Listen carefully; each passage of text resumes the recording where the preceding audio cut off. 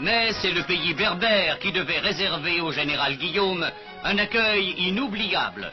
Dans ce pays dur, fait pour des hommes durs, la main française a tracé des routes et fait jaillir l'énorme barrage de Bin el Ouidan qui permettra la retenue d'1,5 milliard de mètres cubes d'eau, fournissant une production annuelle de 500 millions de kilowatts qui ajouteront au grand élan économique qui emporte le Maroc.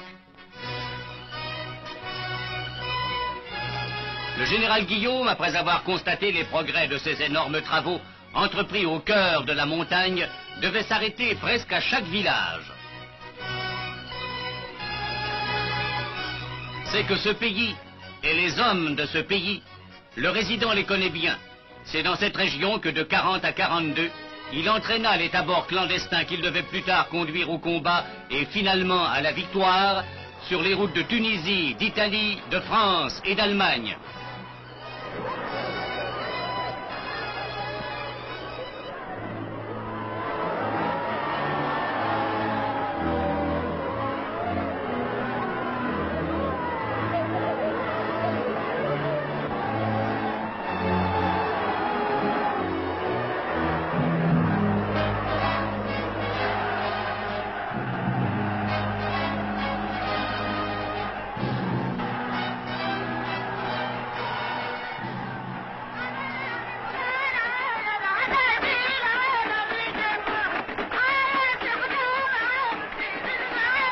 Casbah Tagla d'abord, à Khénifra ensuite, où la foule berbère l'acclamait, le général Guillaume pouvait dire: Pendant plus de 20 années, nous avons lutté contre la dissidence berbère qui, au cours des siècles, avait condamné le Maroc à l'isolement, à la faiblesse, à l'anarchie. Au fur et à mesure que les tribus berbères sont venues à nous, nous nous sommes engagés solennellement, au nom du sultan et au nom de la France, à respecter leurs traditions et leurs coutumes séculaires. Nous avons tenu notre parole. Et c'est pourquoi les Berbères, nos adversaires d'hier, nous sont restés fidèles aux heures les plus tragiques de notre histoire. C'est pourquoi des milliers d'entre eux, tous volontaires, ont combattu à nos côtés et donné leur vie sur tous les champs de bataille de la libération.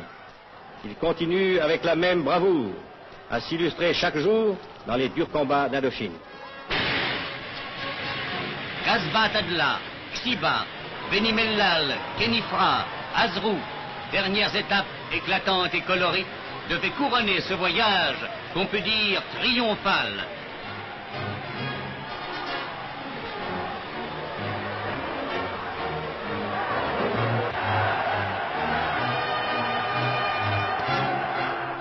Sa halte à Khénifra lui permettait de s'incliner devant la tombe du général de Loustal, son ancien chef.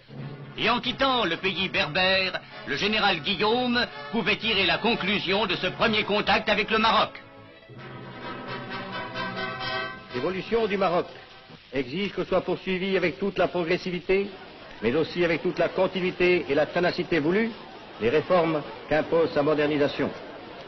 Je me permets de compter à cette fin sur la haute compréhension que Sa Majesté chérifienne Sidi Mohammed Ben Youssef m'a jusqu'ici toujours témoigné. Quant à moi, je n'ai pas de programme personnel, je n'ai pas de politique personnelle.